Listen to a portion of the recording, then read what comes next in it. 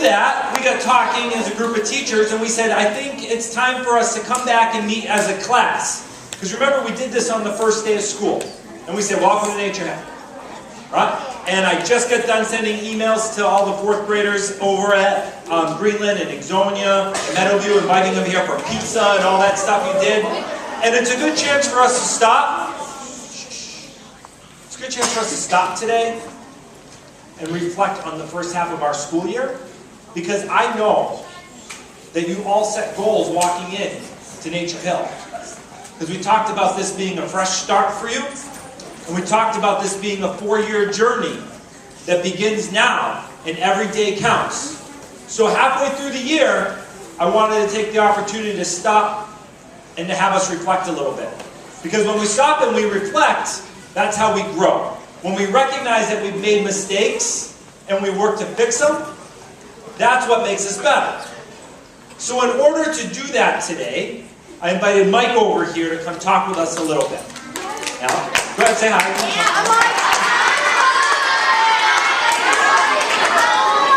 So, let me talk to you a little bit about why Mike's here. So at the beginning of the year, we talked about the meaning of wolf pride.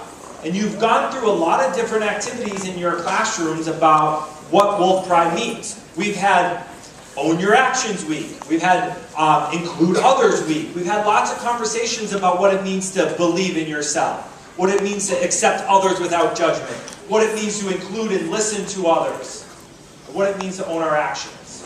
We're all working to get better at those things. Okay? So today, as we think about wolf pride, I invited Mike. Okay?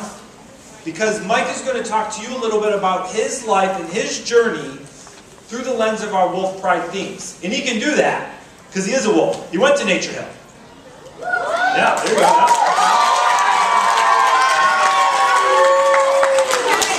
And he knows exactly the experience that you guys are having. So to help set the stage for today, I want you to think about this. First of all, how many of you don't need to raise your hand or make any noise. I know you've all had people very influential in your life that have taught you something. Maybe it's a grandparent, maybe it's a parent, maybe it's a friend that accepted you for who you were, right? And those people in our lives have a real big impact on us, right?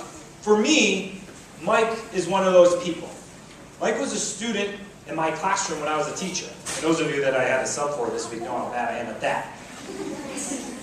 But what Mike taught me was that in my classroom, there weren't a class of 30 people, but there were 30 individuals with a story. There were 30 individuals that needed different things in order to be successful. Just like you're learning that you're one individual that has a story, and you need things that might be different from the person next to you. Or you're meeting new people in your first few months here at Nature Hill. They're opening your eyes to a whole new world. And we've talked about things where some people's differences are visible. We just raised $5,000 for Nathaniel. And Nathaniel's difference, or his difference in life is visible. He doesn't have an arm anymore. And there are some people whose differences in life exist inside, and we have to be patient, and we have to be accepting, even though we don't know what the whole story is. So here's my challenge to you in the next 25 minutes or so when Mike talks to us. He's going to talk to you about how he's persevered, how he's fought through some challenges in life. And you have all had challenges in your life. No challenge is too small. A challenge could be as hard as you had a hard time rebounding after you lost a friend. Or maybe a family member that died. Or maybe your challenge is as simple as waking up for school at 7:30 is a lot harder than waking up for school at 8:40. And you're just not getting to school on time. How we respond to those challenges is wolf pride. How we accept others for the challenges they're going through, that's wolf pride as well. So stop, reflect, think about your own life, and thinking about the way you're treating others in these first few months at Nature Hill, and what you're going to do moving forward as you hear Mike's story of wolf pride. Sound good? Yeah. All right, let's give him a round of applause. All right, that's it. How are you guys doing today? Good. Good? Wow. Got some energy to talk about a little bit about myself and my background, like specifically about my education. So I'm an Oconomowoc native. I grew up here pretty much my whole entire life. I went to Greenland Elementary School. I also went here. So I was a wolf, just like you guys, except I came in 6th grade. So I was one of the first 6th grade classes here when they built this school. I graduated from Oconomowoc High School in 2015. And from there, I decided to pursue my education even further by going to St. Norbert College in Green Bay, located in the Pierre area. So, may I ask you guys, how many Packer fans do we have in here? Okay, nice, nice. Like that, like that. So, at St. Norbert College, one cool thing about this school, during the summer, the Packers come to actually for training camp and stay on our campus. So I got to meet multiple Packer players, including Aaron Rodgers. So, pretty cool, right? So, some things about what I decided to do when I went to school. I decided to go for sociology with a concentration in human services, which I'm essentially doing is social work. I also got a minor in history. That's thanks to all my history teachers that I've had here. Love history. That's including Mr. Curtis. It was a big inspiration to me to even pursue going into a subject that I love so dearly. How many of you guys have a subject here that you just love a lot? A lot of you guys. Man, I like how passionate you are about learning here, okay? That's good. So, now let me tell you this. If you got something that you love so much, I recommend you guys, well I actually encourage you guys, get out there and continue pursuing it. Work hard. If you love it, don't stop. Keep doing it. Now, this comes into the concept of believing. Believing can mean many different things for many different people. It's what's important to you. That's the main question. What is important to you? Many things that are important to me, many things that I believe that I want to continue doing, to not only benefit other people, but also not only benefit myself, but benefit other people. I want you guys to think to yourself right now. Before you can finally truly believe in something, first you need to know who you are. Who are you as individuals?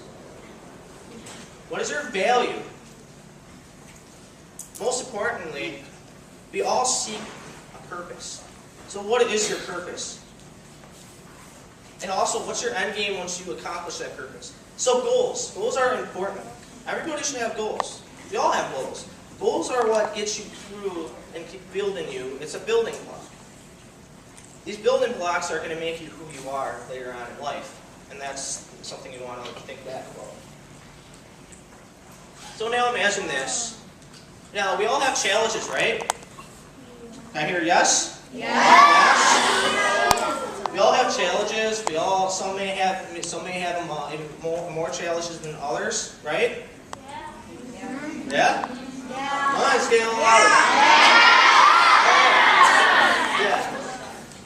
So, for some people, just imagine this. Some of you might be going through it right now.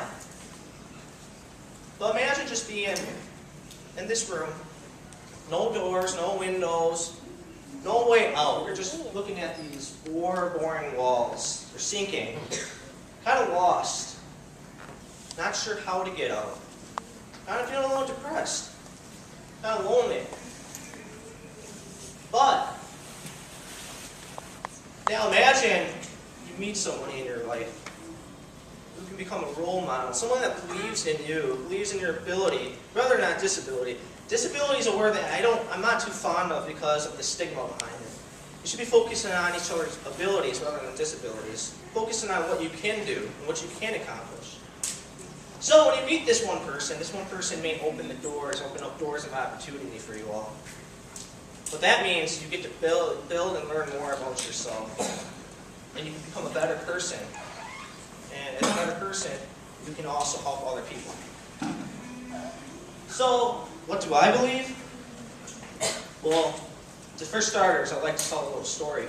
So, when I was a freshman in college, I'm a junior right now, so I'm in my 3rd year of college.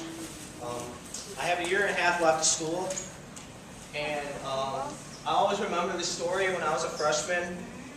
I met this one girl who still plays a big part of my life. She's the one that influenced me into going into social work. Her name's Maria. And one day I actually asked her, it's like, Maria, what is your story? She looked at me like I was crazy, and she said to me that I don't have a story. Which I thought was funny because everybody has a story. From the smallest thing to the most major thing that's happened in your life makes you who you are, and it's going to develop you as you go on. So everybody has a story. I got to know her story. And her story taught me a lot of things. So you're only in 5th grade right now. So you guys are going to be, you guys got 3 more years here. You got high school, and then you got possibly college. The thing that I've learned is to self-reflect. Self-reflection is important because you can think back to all the things that you may have struggled in or you failed. Now, get this. Failure is okay. You've got to learn from your mistakes. It's the only way you push on and you get better and stronger. The only way to do that is through failure. Learning from how and why you failed. So, everybody has a story. I want you guys to think of this. It could be after when you go home, it could be any time. But I want you to reflect on what is your story? What makes you you? And it could be anything. My story is quite interesting. I am actually profoundly deaf. May not look like I am, because I'm up here speaking, I got clear speech, and I'm hearing you guys scream, yeah. Well, I got a little like magic trick for you guys. You guys all see this on the side of my head? Yeah. Yeah? So, when I take this off, I can't hear any of you guys. Now I'm probably speaking a little louder because I can't hear myself. So with this off, I am completely deaf. So I'm going to kind of explain a little bit what the cochlear implant is. It's quite complicated, quite interesting too at the same time. So basically, starting off, how you guys hear, how normal people hear. Normal people hear through basically sound waves hitting your eardrum. There's an eardrum, as you can see, there's a picture right up here at the cochlear. The eardrum's on in the ear canal. So it travels down the ear canal, hits the 3 bones. The 3 bones send the vibrations to the cochlea. Cochlea is that kind of, do you guys see that like cinnamon shape thing? Yeah. That's what the cochlea is. And it has little tiny hairs on it.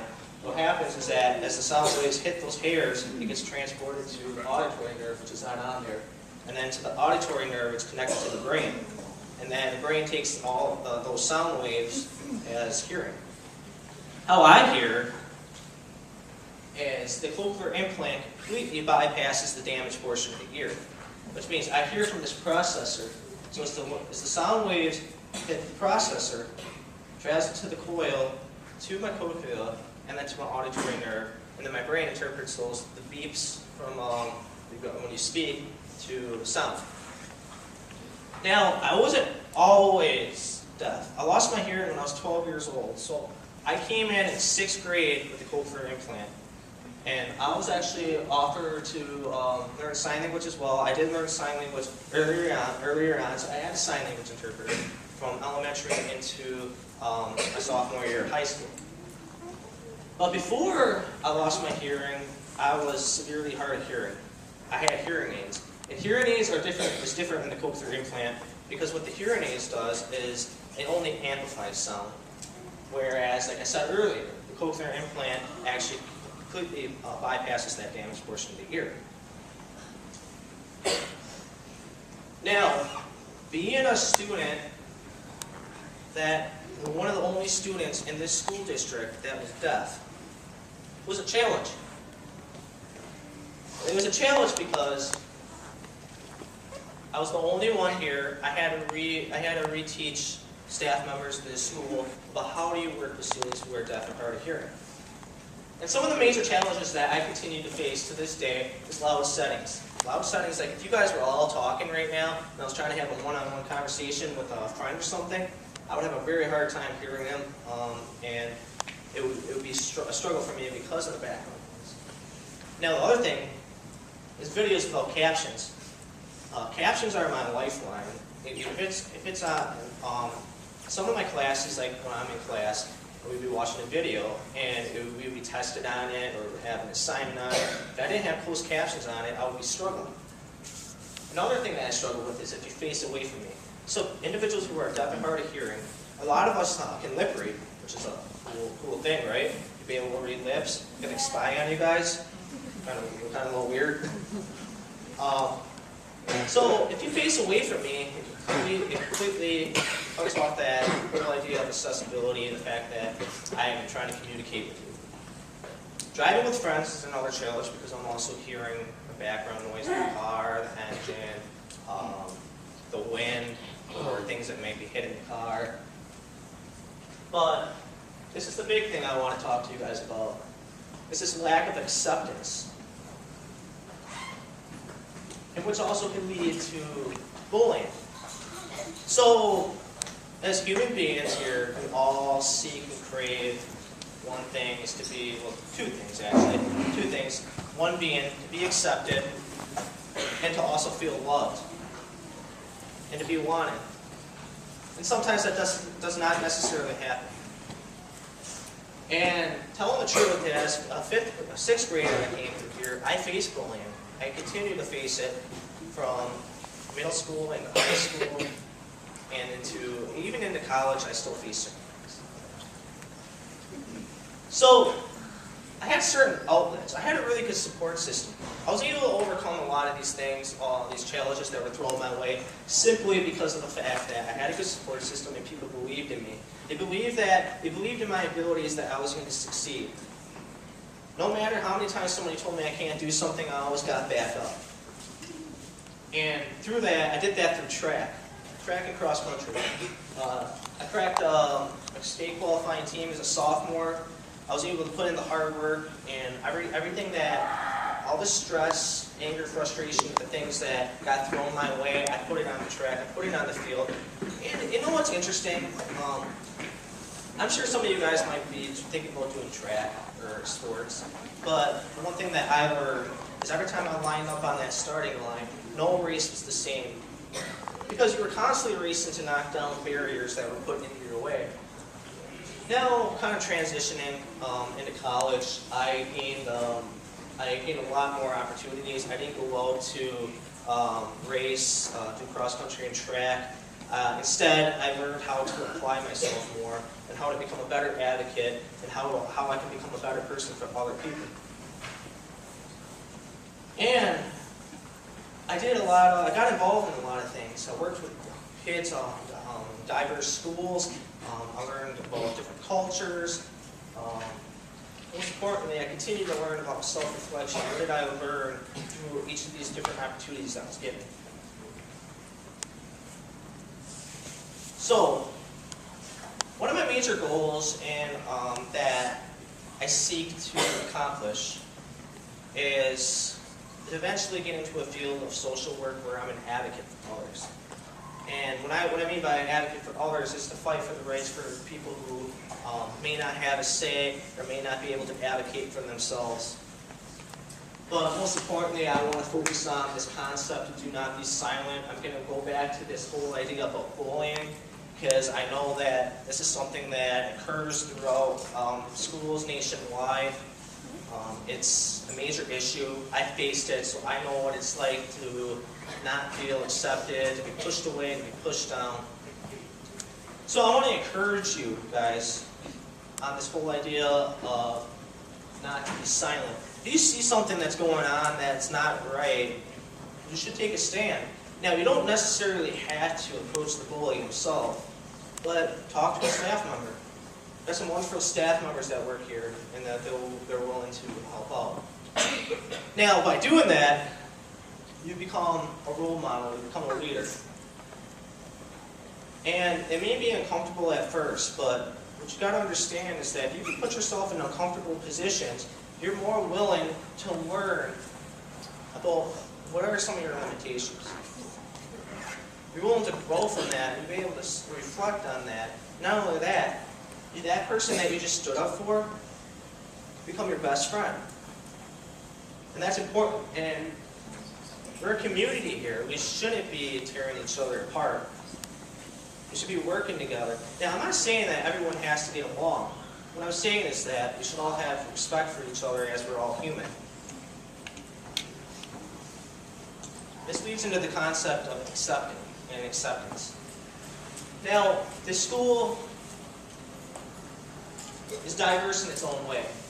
Diversity doesn't necessarily have to be about your skin color. It could be about what's going on at home. We all come from different backgrounds.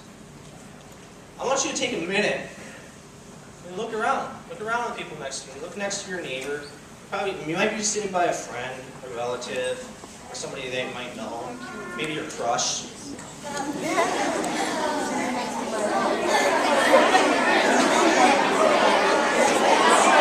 Alright guys.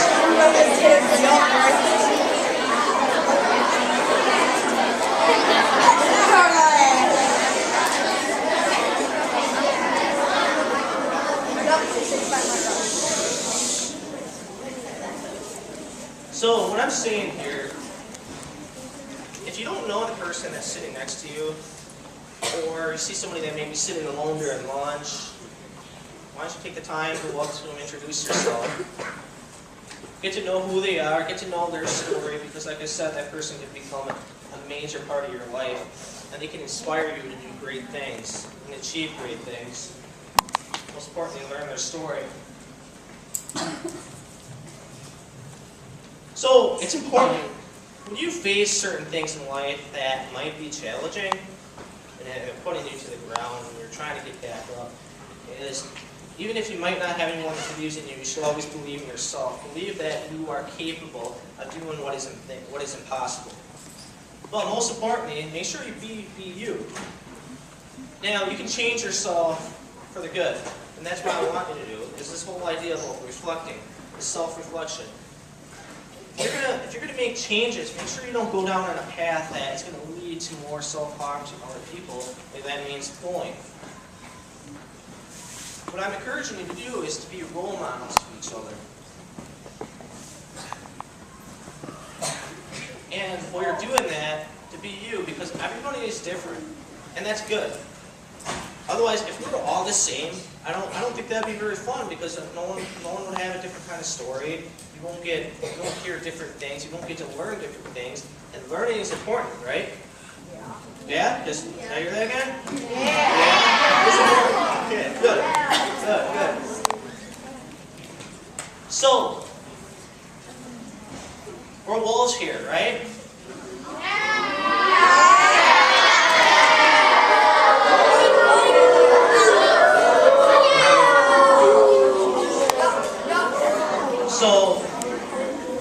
So when wolves start to feel threatened, what do? They end up protecting the pack. They work together, they come together as one to protect each other. So there's this little quote here. It's about protecting the pack. And it works out well here because our mascot is the wolves. We're all wolves here, we're all community.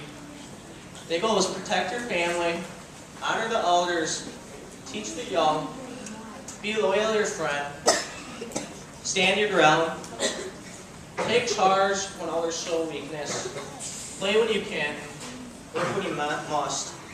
Most importantly, always leave your mark.